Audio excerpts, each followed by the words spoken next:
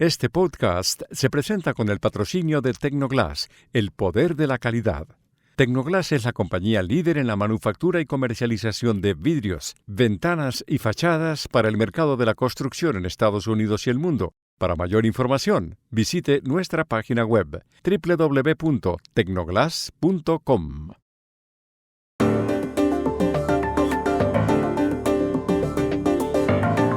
A exactamente 3 semanas para las elecciones en Estados Unidos, ¿cómo están las cosas entre Kamala Harris y Donald Trump? ¿Y qué viene ahora?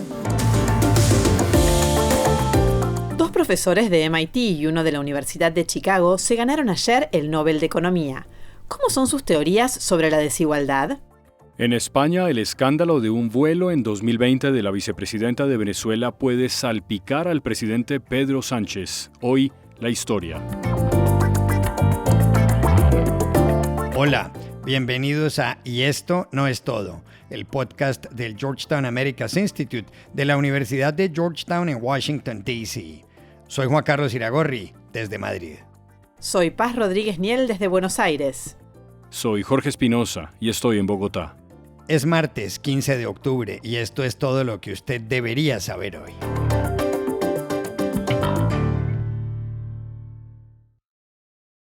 Faltan solo 3 semanas para las elecciones del martes 5 de noviembre en Estados Unidos, cuando se enfrentarán Kamala Harris y Donald Trump. En las últimas horas, el tono de la campaña se ha endurecido. La vicepresidenta demócrata y el expresidente republicano han sacado las uñas.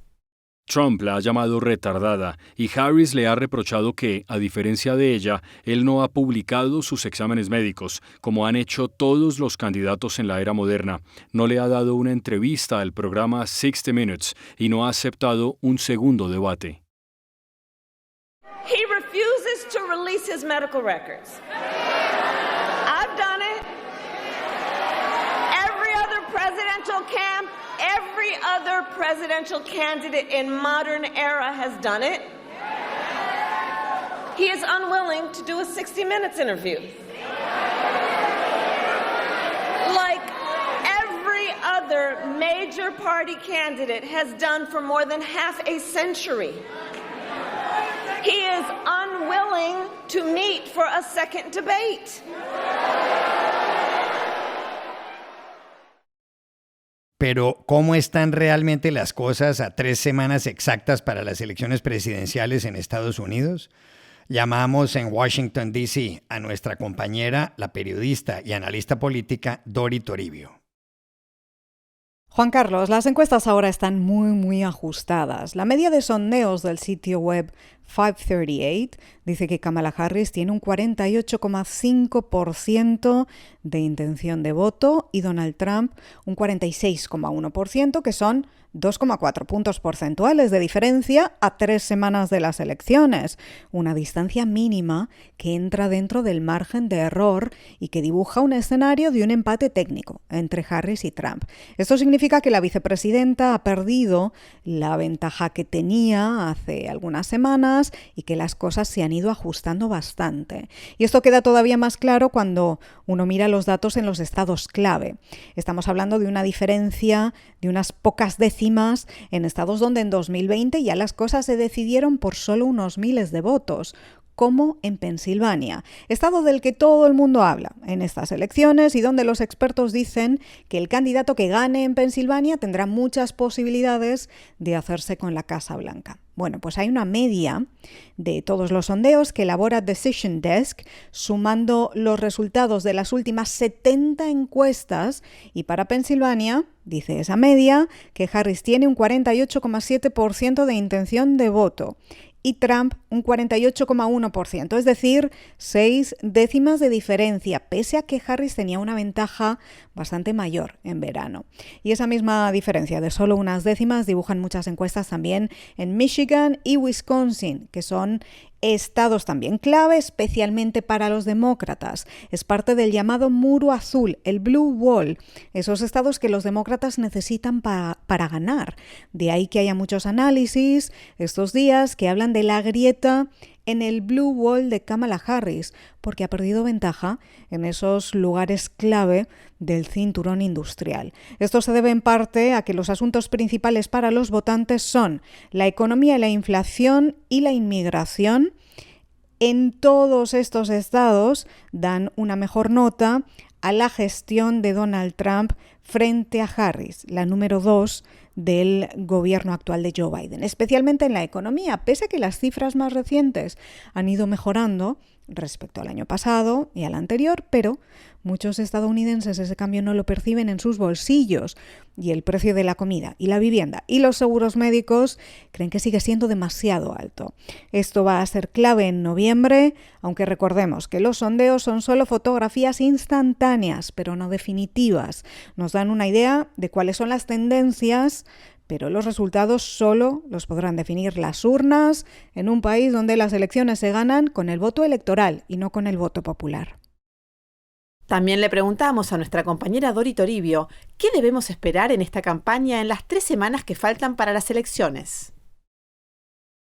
Pues precisamente ambos candidatos están volcados en estos estados clave. Ayer Harris y Trump celebráronse en 2 mítines en Pensilvania y la vicepresidenta va a seguir toda la semana, además en Michigan y en Wisconsin. Por un lado, los demócratas están enfocados en arañar el voto indeciso y los moderados que pueden cambiar de opinión. Ojo, estos son porcentajes mínimos a estas alturas, porque la enorme mayoría de estadounidenses ya han decidido su voto o incluso algunos ya han votado por anticipado, proceso que ya está en marcha en muchos estados. Y más concretamente, los demócratas están apelando al voto de los hombres en estos estados clave, un sector entre el que Trump tiene más fuerza. Por esa razón, han entrado en campaña los expresidentes Bill Clinton y Barack Obama. Clinton está centrado en actos reducidos, poco público, zonas rurales y mensaje a votantes moderados o incluso republicanos en distritos donde ganó Trump. Mientras Obama, que estuvo en Pittsburgh, Pensilvania, hace unos días,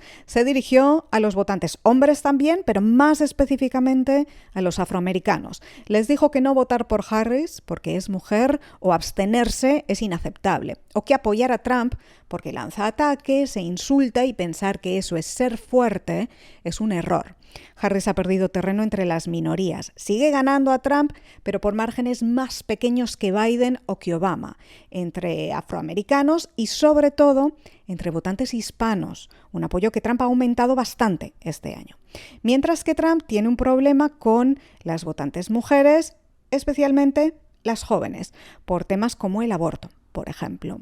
Pese a ello, su agenda, en esta recta final de la campaña, parece más centrada en su núcleo duro de votantes y está celebrando grandes eventos en estados demócratas, donde no tiene posibilidades de ganar, como California o Colorado. Incluso ha dicho que han alquilado el Madison Square Garden en Nueva York para hacer un gran mitin a finales de octubre. Pero lo que Trump hace en estos eventos es hablar de inmigración, sobre todo, uno de sus temas centrales, con ese discurso antiinmigrante y plagado de bulos, pero que entre sus seguidores sigue funcionando, sigue manteniendo su apoyo y, según dicen las encuestas de las que acabamos de hablar, esto no le ha hecho perder terreno. Lo que sí están haciendo ambos candidatos a estas alturas del juego es intensificar los ataques mutuos. Trump ha dicho de Harris que es más tonta que el infierno. Y Kamala Harris, que tiene 59 años, tras publicar su informe médico, ha pedido que el expresidente haga lo mismo y asegura que se esconde porque no está bien ni física ni mentalmente y hace alusiones a cuando Trump divaga en sus largos mítines electorales. Trump, de 78 años, si ganara, sería el político de mayor edad de la historia en ser elegido como presidente. Biden tenía 77 a principios de noviembre en 2020, aunque de la edad o la salud de Trump se habla mucho menos en estas elecciones.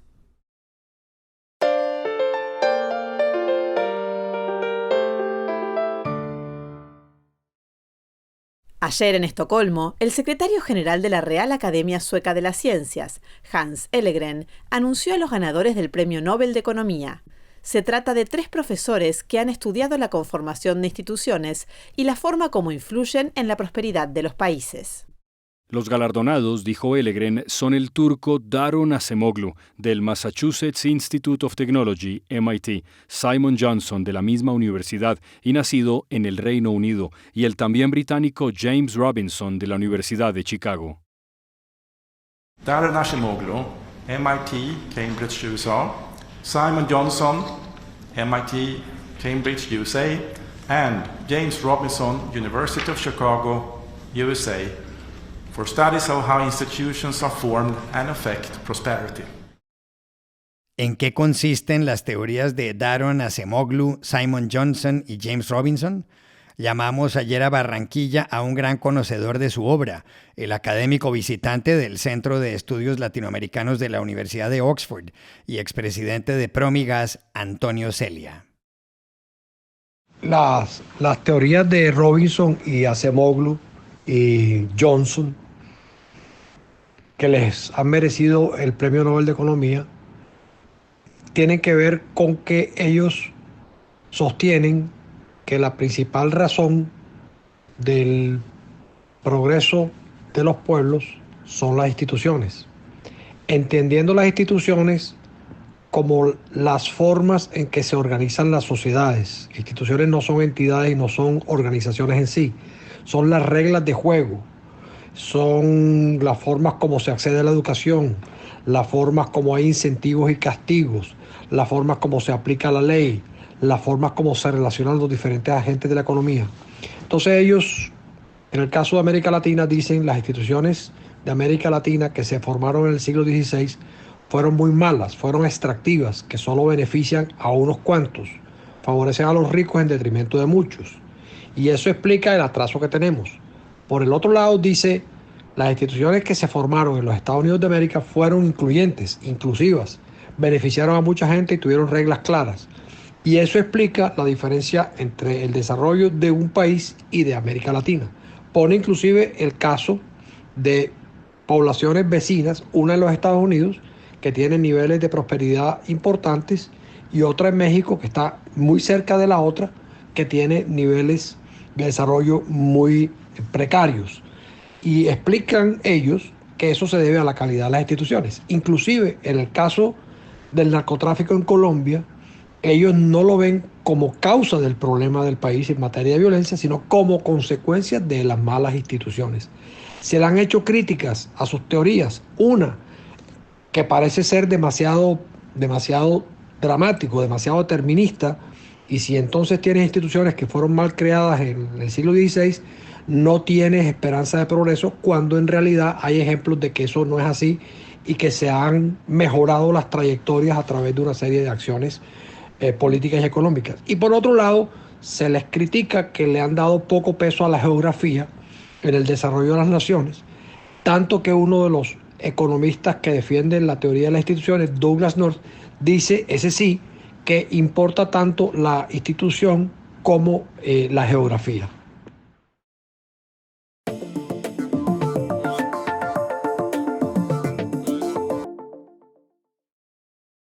Este podcast se presenta por cortesía de Movistar Empresas, el aliado que está transformando y potenciando negocios en toda Hispanoamérica con soluciones digitales en cloud, IoT, seguridad, conectividad, Big Data y advertising. Movistar Empresas, siempre el camino seguro. Y este podcast también se presenta gracias al apoyo de Progreso, una compañía centroamericana líder en cemento, materiales y soluciones para la construcción, con unidades de negocio en los sectores de la construcción, el agro, la energía y el desarrollo inmobiliario, y con presencia en 7 países de América Latina. Si quieres saber por qué hay progreso en todo lo que hacemos, visita nuestra página web www.progreso.com. En España hay un escándalo que parece estar creciendo y que podría salpicar al presidente del gobierno, Pedro Sánchez. Tiene que ver con el aterrizaje en Madrid, una noche de invierno hace más de 4 años, de un avión que transportaba a la vicepresidenta de Venezuela, Delcy Rodríguez. Delcy Rodríguez tenía y tiene prohibido pisar la Unión Europea por las sanciones impuestas por ese grupo de países al régimen venezolano de Nicolás Maduro. Pero esa noche fue a verla hasta la aeronave el entonces ministro de Transportes español, José Luis Ábalos. A finales de la semana pasada, la Unidad Central Operativa de la Guardia Civil Española reveló datos de aquel episodio. Uno es que Pedro Sánchez supo con antelación de la llegada de Delcy Rodríguez. El viernes, tras visitar al Papa Francisco en el Vaticano, el presidente habló. La participación del Gobierno de España y la mía en particular sobre esta cuestión es la siguiente. Como usted puede comprender, de visita privada o visitas oficiales de vicepresidentes de gobierno, de ministros y ministras de múltiples gobiernos de España, del extranjero, son muy cotidianas, son muy asiduas. A mí, efectivamente, el exministro Ábalos me informó de esta visita privada de la vicepresidenta Delcy Rodríguez a España, y cuando el Gobierno de España se percató de que había unas sanciones individuales a la vicepresidenta del Gobierno de Venezuela, Delcy Rodríguez, pues efectivamente se canceló esa visita. Esa es la participación del Gobierno de España. Por tanto, cualquier otra cuestión que tenga que ver con supuestas prácticas delictivas tendrán que ser las fuerzas y cuerpos de seguridad del Estado y la justicia quienes los diriman, y quien tendrá que responderlo serán precisamente aquellas personas involucradas. Lo cierto del caso es que en su informe la Guardia Civil también se ha referido a un contratista ahora en prisión, Víctor de Aldama, próximo a la vicepresidenta venezolana y al entonces ministro Ábalos, y relacionado actualmente con varios casos de corrupción. Como este asunto es complejo de entender, llamamos ayer en Madrid a Alejandro Requeijo, periodista del diario El Confidencial, y quien le ha seguido la pista a este tema como prácticamente nadie más en España desde el primer minuto. Lo que pasó la noche del 19 al 20 de enero del año 2020 fue el encuentro secreto en una pista de la terminal de vuelos ejecutivos del aeropuerto de Barajas entre la vicepresidenta de Venezuela, Delcy Rodríguez, y el ministro de Transportes de ese momento, José Luis Ábalos, que además era el secretario de organización del Partido Socialista, es decir, una persona de la máxima confianza del presidente del gobierno. Aquello fue un encuentro secreto y trascendió porque lo publiqué hace ahora 5 años casi, y eso provocó un gran escándalo porque la vicepresidenta de Venezuela tenía prohibido acceder a territorio europeo por la vulneración sistemática de derechos humanos en Venezuela. ¿Qué hemos conocido ahora? ¿Qué es lo nuevo? Bueno, pues lo que hemos conocido ahora es que durante casi 5 años el gobierno ha estado mintiendo deliberadamente en las versiones que ofreció sobre aquel escándalo. Lo que se dijo entonces es que, como esta dirigente bolivariana tenía prohibido el acceso al territorio europeo, se envió a un ministro de peso específico dentro del gobierno para comunicarle que no podía acceder a España y de ese modo evitar una crisis diplomática internacional. Lo que decía el gobierno es que la visita de Delcy Rodríguez había sido algo inesperado.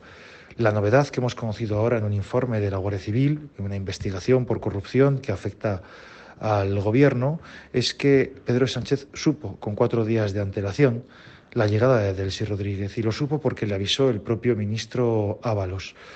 Dentro de las novedades que hemos conocido en los últimos días en ese informe de la Guardia Civil es que además Ábalos fue acompañado de un comisionista, un empresario que tenía negocios en Venezuela y por lo tanto intereses económicos con la vicepresidenta Delcy Rodríguez, con la que además este empresario tenía muy buena relación. Todo esto forma parte de una investigación que acorrala al gobierno por corrupción y que habla de sobornos, de comisiones ilegales y también de los contactos entre Delcy Rodríguez y ese empresario investigado actualmente en prisión para la venta de 104 barras de oro venezolano por la nada desdeñable cifra de casi 68 millones de dólares.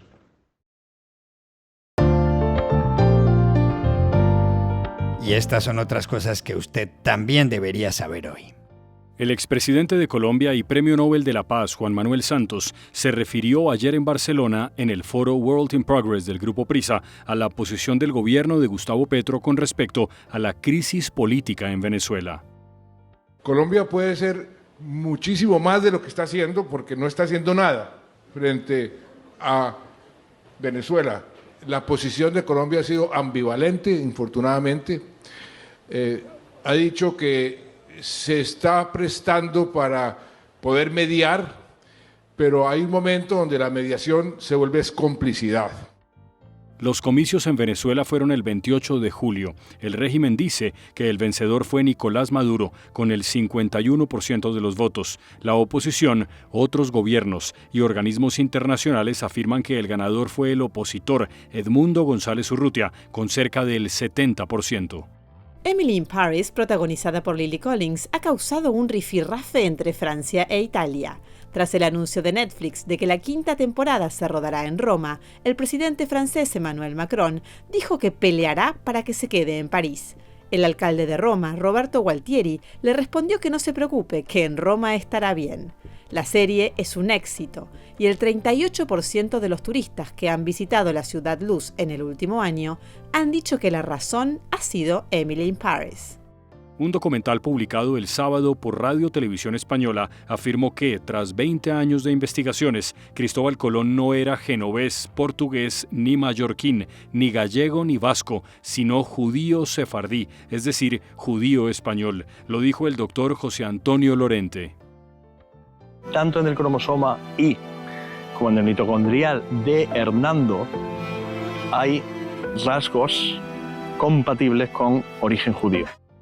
Lorente, profesor de medicina forense de la Universidad de Granada, se refería a Hernando Colón, hijo de Cristóbal Colón, cuyos restos examinó. El almirante pudo haber nacido en la zona de Valencia. Muchos expertos han dicho que los resultados del estudio deben publicarse cuanto antes. Y aquí termina Y esto no es todo, donde siempre habrá más. En la producción estuvo John F. Burnett. Y pueden suscribirse a este podcast en nuestro sitio web, yestonoestodo.georgetown.edu, seguirnos en nuestras cuentas de X y de Instagram, @yestonoestodo, y buscarnos en nuestro canal de YouTube. Gracias por oírnos. Chao. Hasta la próxima.